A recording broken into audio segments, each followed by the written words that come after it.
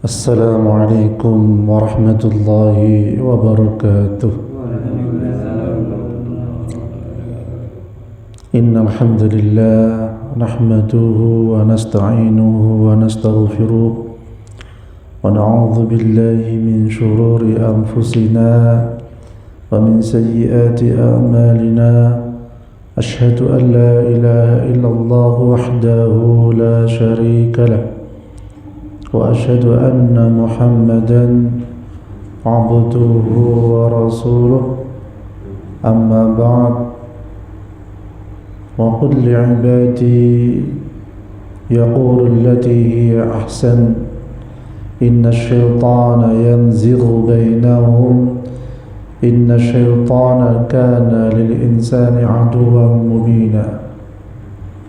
أعوذ بكلمات الله التامة من كل شيطان وهامة ومن كل عين لامة. Alhamdulillah, yang saya hormati para ustadz sekalian, bapak-bapak dan para keluarga yang mendengarkan. Bersyukur kita kepada Allah Subhanahu wa ta'ala atas segala nikmat yang diberikan kepada kita sekalian. Bersyukur kita diberikan hujan tadi yang mungkin cukup lebat. Jangan lupa setiap hujan kita berdoa kepada Allah dengan doa Allahumma shayyiban nafi'ah. Semoga hujan yang Allah turunkan ini bermanfaat. Amin. Ikhwafillah yang dirahmati Allah,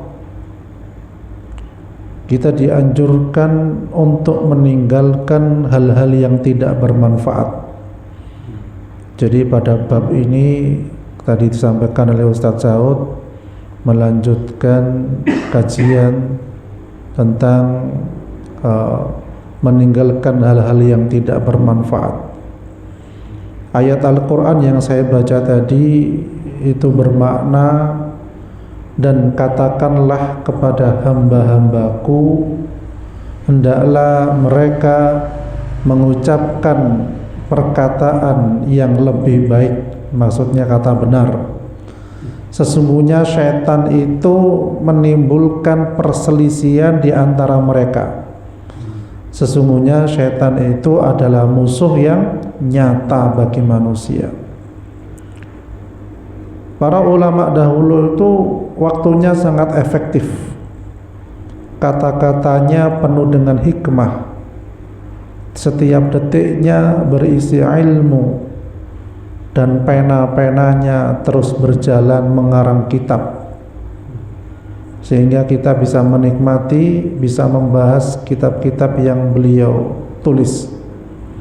Itu merupakan ilmu yang bermanfaat dan terus mengalir pahalanya kepada beliau-beliau itu.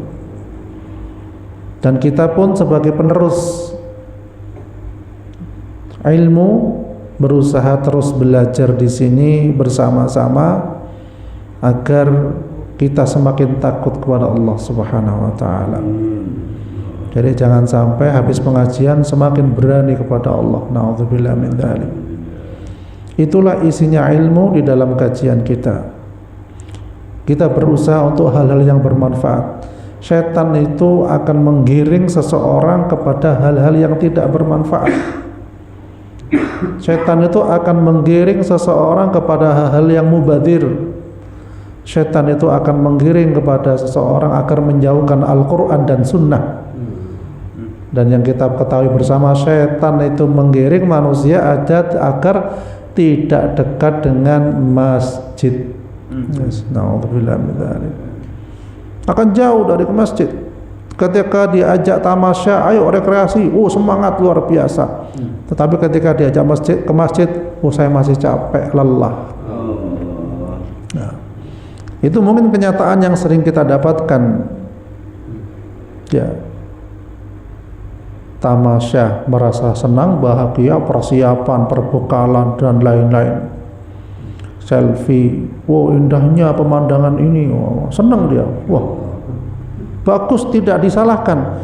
Tetapi ketika melihat pemandangan indah yang Allah ciptakan dengan mengucapkan Rabbana ma khalaqta hadza batila subhanaka faqina adzabannar, itulah tamasya yang paling bagus ketika melihat ciptaan Allah yang begitu sempurna, yang begitu bagus, mengucapkan wahai Rabbku, tidak ada yang kau ciptakan ini sia-sia. Subhanaka maha suci engkau ya Allah, faqina adzabannar, jauhkanlah aku dari api neraka.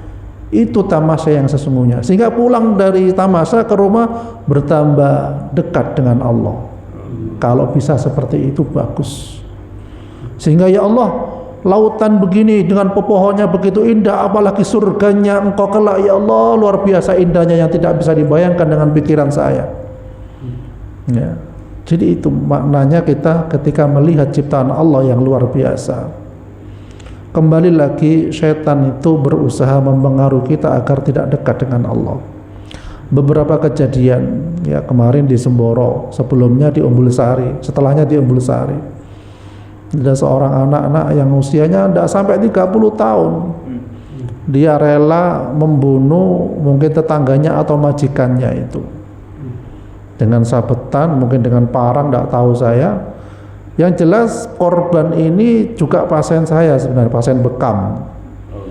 Korban ini juga jualannya di depan rumah saya, jual daging jakal sapi. Itu yang dibacok kemarin, dengar jenengan ya? Itu depan rumah saya di pojok cucian itu jualan di situ beliau. Ya. Jadi entah ada kasus apa sehingga seorang anak ini rela membabat dia. Ya, alasan gaji nggak dibayar tak apa nggak tahu. Orang tuanya melerai, orang tuanya dihabisi sekali sama anaknya. Ya, ini istrinya melerai, istrinya pun diinjak perutnya waktu itu masih hamil. Ya, juga dengan mertuanya apanya, pokoknya banyak yang kena. Yang meninggal 2, yang luka-luka 2 mungkin ya. Jadi seperti itu. Ini penyebabnya apa? Itu jadi pertanyaan kita. Kok tega seorang anak ya katakanlah membunuh orang tuanya, tetangganya juga dibunuh. Apa hikmahnya? Apa manfaatnya? Kita lihat Rasulullah Sallallahu Alaihi Wasallam selama dirinya yang dihina, dicaci maki, beliau tidak mengambil pedang. Tetapi ketika agama Islam yang dihina, ya dicaci maki, beliau menghunuskan pedang, berperang. Ini membedakan diri kita ketika dihina itu sebenarnya ladang pahala bagi kita. Nah, itu yang dilakukan Rasulullah, berbagai macam hinaan, cacian beliau terima. Ya, dan beliau mengatakan mereka tidak tahu. Andai kata mereka tahu, dia akan melakukan seperti itu. Inilah kadang, mohon maaf, manusia itu kenapa gampang tersinggung. Kenapa gampang dipengaruhi oleh setan?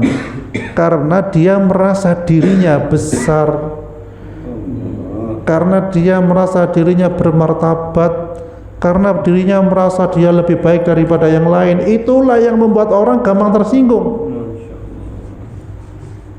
Ya, kalau dia ngerti dia ininya hambanya Allah, berasal dari tanah dan akan kembali kepada tanah, dia niscaya akan selalu menundukkan hatinya, egonya untuk senantiasa merendahkan diri di hadapan Allah Subhanahu wa taala. Kadang lupa yang harus dibesarkan itu Allah, tetapi kadang manusia itu yang dibesarkan dirinya sendiri. Iya Banda? Harusnya Allah yang besar. Allahu Akbar, Allahu Akbar.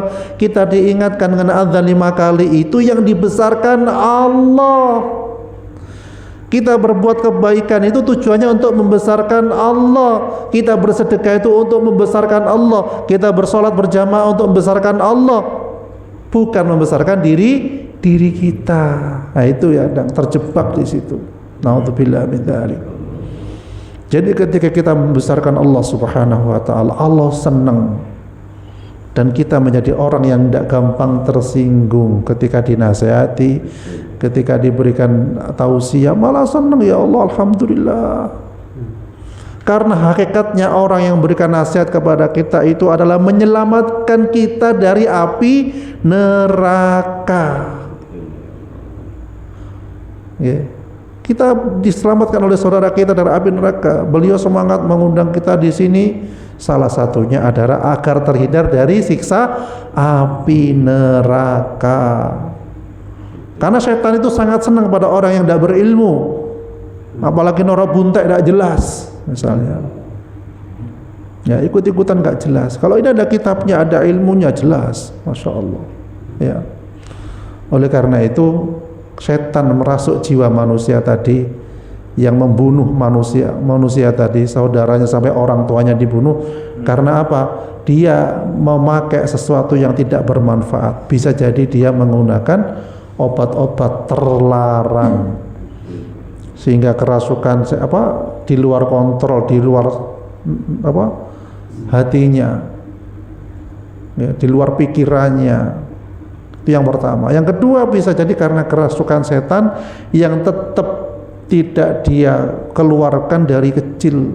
Misalnya dari kecil kemasukan setan, dibiarkan saja, nggak diruqyah, nggak diobati, tidak dibacakan Al-Quran sampai dewasa, sehingga setan dari golongan jin dalam tubuhnya itu beranak pinak.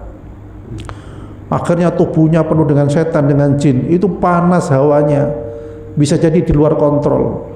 Saya pernah punya pasien itu, ya macam-macam modelnya. Saya pernah ngeruqyah waktu itu masih belum pernah tinggal di Semboro, ya, belum tinggal di Semboro.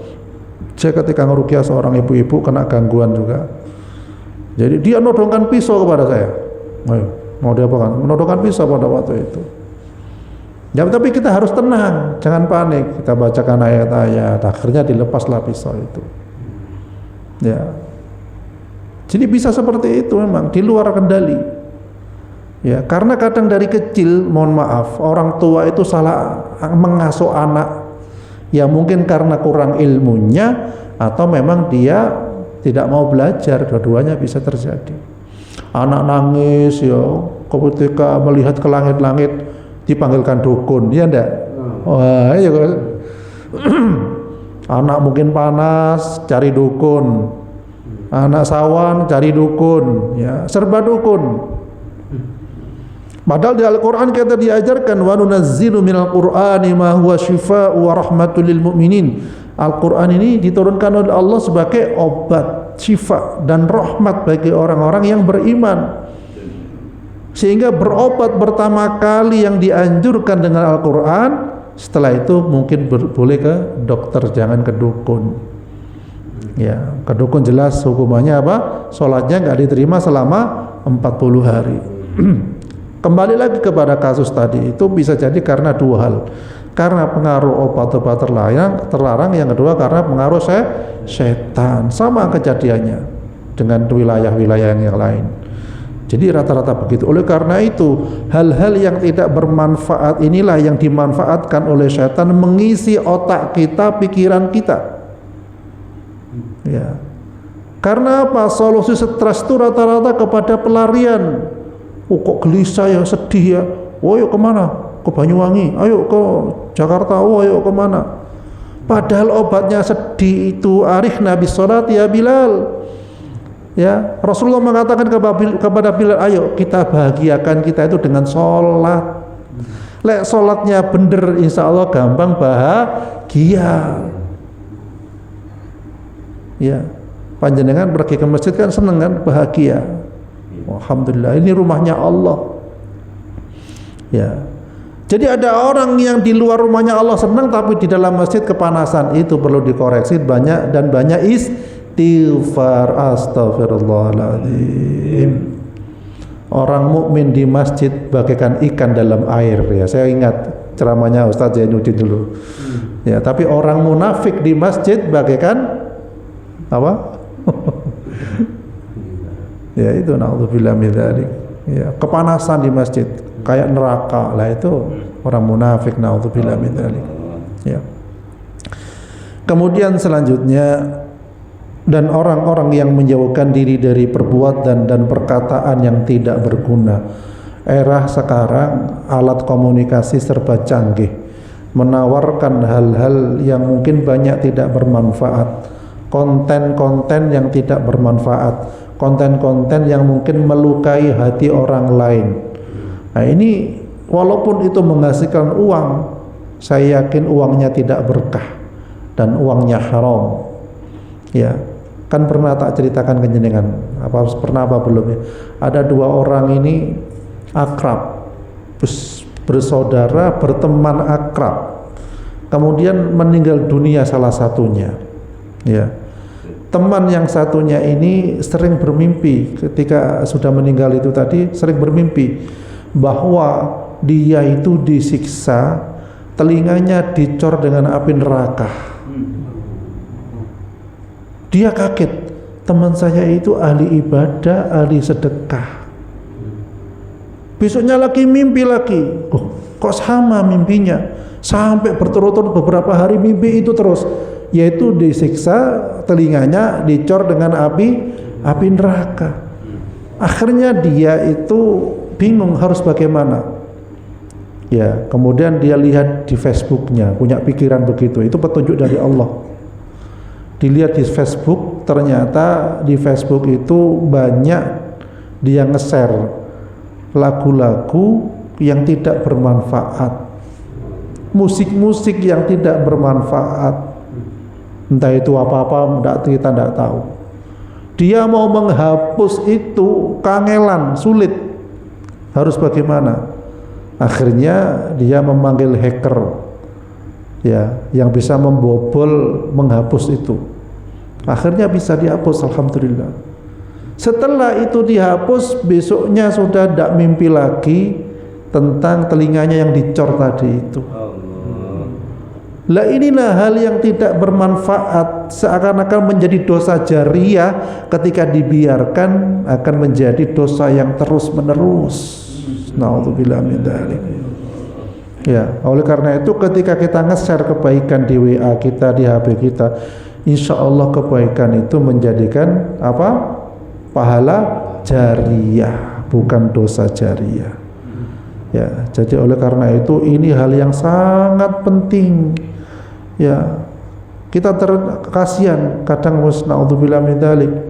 Ya, semoga anak-anak turun kita tidak nge-share hal yang tidak bermanfaat. Khawatirnya apa? Suatu saat sudah dicabut oleh Allah tapi itu masih jalan terus. Ya. Sekarang itu eranya memang bisa mendapat pahala jariyah yang banyak, pun juga bisa mendapat dosa jariyah yang banyak, tergantung pikiran kita, tergantung apa yang kita lakukan. Ya. Jadi oleh karena itu kita berusaha untuk menjadikan waktu-waktu kita bermanfaat. Kemudian disampaikan juga di dalam surah ya An-Nur ya, ingatlah di waktu kalian menerima berita bohong itu dari mulut ke mulut, dan kalian katakan dengan mulut kalian apa yang tidak kalian ketahui sedikit pun, dan kalian menganggapnya sesuatu yang ringan saja, padahal di sisi Allah adalah besar. Dan mengapa kalian tidak berkata di waktu mendengar berita bohong itu, sekali-kali tidaklah pantas bagi kita membicarakan ini. Maha suci Engkau ya Tuhan kami, itu adalah dusta yang besar. Allah memperingatkan kalian agar jangan kembali berbuat seperti itu selama-lamanya jika kalian orang-orang yang beriman. Jelas ayat Al-Quran ini ketika kita menerima berita jangan langsung ditelan. Bahkan yang menceritakan harus dinasihati dalam ayat ini. Wis gak usah ngomong itu. Ya. Kita tidak pantas membicarakan seperti itu. Karena apa? Berita bohong ketika disebar-sebarkan, apa yang terjadi? Kalau manusia itu rata-rata dititipi uang lebih apa kurang? Kurang, tak pinjam dulu ya. Tapi kalau bertitipi omongan lebih apa kurang? Tambah. Ya. Sahut itu jualan kayu, ya, sebar. Ada yang nambahin, selain jualan kayu juga jualan kambing misalnya begitu. Selain jualan kambing jualan macam-macam sudah. Menyebar terus. Ya, coba jangan cek begitu rata-rata.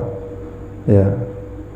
Kasus-kasus saja banyak yang dilebih-lebihkan di berita, di televisi, di mana-mana. Ya. Cuma ada pernah wartawan cerita ke saya, ya, dia ngantri di satu tempat. Kemudian sambil ngantri mungkin gini-gini tangannya entah apa, itu diberitakan, melakukan pelecehan seksual dan lain sebagainya. Dibuat berita supaya dia dapat harta. Ini hati-hati, dan wartawan itu juga ancaman neraka dia ketika dia memberitakan sesuatu yang tidak boleh diberitakan. Ya, aib saja nggak boleh diberitakan apa enggak? Enggak boleh, walaupun itu benar. Ya, inilah yang menjadikan dosa jariah gitu. Ya, jadi jangan dikata wartawan itu pahalanya banyak. Kalau dia zalim, bisa jadi pahalanya, dosanya tambah banyak. Ya. Jadi ini dianjurkan kepada kita agar senantiasa diam lebih baik, ya, daripada berkata tapi bohong atau tidak berguna. Ya. Sama halnya disampaikan dalam ayat yang lain, walladzina la yashhaduna az-zura wa idza marru bil laghi marru kirama. Dan orang-orang yang tidak memberikan kesaksian palsu, dan apabila mereka bertemu dengan orang-orang yang mengerjakan perbuatan yang tidak bermanfaat, mereka lalui saja dengan menjaga kehormatan dirinya. Orang yang jadi saksi palsu banyak apa enggak? Pengen tahu saya. Nah, kalau yang jadi saksi beneran biasanya kan enggak mau, takut. Saksi palsu apalagi dibayar, mau enggak? Mau banyak. Ya. Padahal saksi palsu ini hukumannya berat apa enggak? Sangat berat. Ya. Jadi oleh karena itu ini harus hati-hati bagi kita sekalian. Kalau kita menyaksikan kebaikan seseorang itu bagus. Orang yang baik itu biasanya menceritakan kebaikan seseorang. Tetapi orang yang mungkin kurang baik itu seringkali menceritakan kebaikan dirinya sendiri. Ada juga yang mengatakan orang yang jahat sebaliknya. Dia akan selalu menceritakan kejelekan seseorang walaupun sedikit. Ya, karena hatinya dipenuhi dengan kejahatan, hal-hal yang tidak bermanfaat. Beliau setiap hari menjamu kita di sini, setiap pekan misalnya contohnya. Suatu saat ya, mungkin beliau ngasih sesuatu kepada kita yang tidak tahu pisangnya ternyata busuk. Kita bawa pulang ke rumah, istri makan, tega itu Pak Sahud ini, kasih pisang kok busuk, enggak jelas misalnya. Yes, hati-hati. Wah ini kan, padahal kita sering dikasih makan enak. Di sini satu kali melakukan kesalahan, padahal beliau nggak tahu, kemudian ceritakan ke siapa-siapa, jangan di sana, majelisnya ada banyak pisang busuknya misalnya. Padahal saya makan pisang tadi enak, alhamdulillah. Andai kata kulitnya bisa dimakan, tak makan tadi. Karena kulitnya banyak manfaatnya. Ya. Jadi itu. Jadi oleh karena itu, ketika kita banyak membuang hal yang tidak bermanfaat, hati kita positif, pikiran kita positif, menerima kejadian dengan positif. Ya, seperti itu. Kemarin dapat bantuan kambing ya. Ya, masya Allah. Walaupun kecil-kecil ya. Kalau tempat saya jadi 40 bungkus itu. Masya Allah. Kulitnya dikerik ya, boleh. Terus apa kita? Kok kecil sekali. Ya. Untung ada, tidak ada. Saya berpikir begitu. Alhamdulillah sudah ada yang berkorban walaupun kecil. Berarti kemampuannya segitu dia. Yang kasihan itu yang punya harta tidak mau berkorban. Nah, kita balik di situ karena pikiran positif, hati positif, menerima dengan positif. Ya. Jadi mari kalau kita pengen hati kita, pikiran kita positif, kita buang hal-hal yang tidak bermanfaat. Berita jelek ditutup telinganya, berita buruk ditutup telinganya, kecuali untuk menghindari keburukan orang itu. Ya, tutup sudah istighfar, banyak istighfar. Apalagi ngerasani seorang ustadz, seorang kiai yang sering berdakwah, berceramah dengan membuka aib-aibnya, wah itu bahaya itu. Ya, bisa jadi dia kualat itu. kuala dunia akhirat. Naudzubillah min dzalik ya. Semoga kita sekalian oleh Allah diselamatkan hati kita, pikiran kita, lisan kita ya. A'udzubillahi minasyaitonirrajim. Bismillahirrahmanirrahim. Alhamdulillahirabbil alamin. Allahumma innaka ta'lamu anna hadhihi al-qulub qad istama'at ala mahabbatik والتقت على طاعتك وتوحدت على دعوتك وتعاهدت على نصرة شريعتك واثق اللهم رابطتها وأدم دها وهديها سبلها واملأها بنورك الذي لا يخفو واشرح صدورها بفيض الإيمان بك وجميل التوكل عليك وأحيها بمعرفتك وأمتها على الشهادة في سبيلك إنك نعم المولى ونعم النصير ربنا هب لنا من أزواجنا وذرياتنا قرة أعين واجعلنا للمتقين إماما رب اجعلنا مقيم الصلاة ومن ذرياتنا ربنا وتقبل دعاء ربنا آتنا في الدنيا حسنة وفي الآخرة حسنة وقنا عذاب النار وصلى الله على محمد وعلى آله وصحبه وسلم والحمد لله رب العالمين آمين.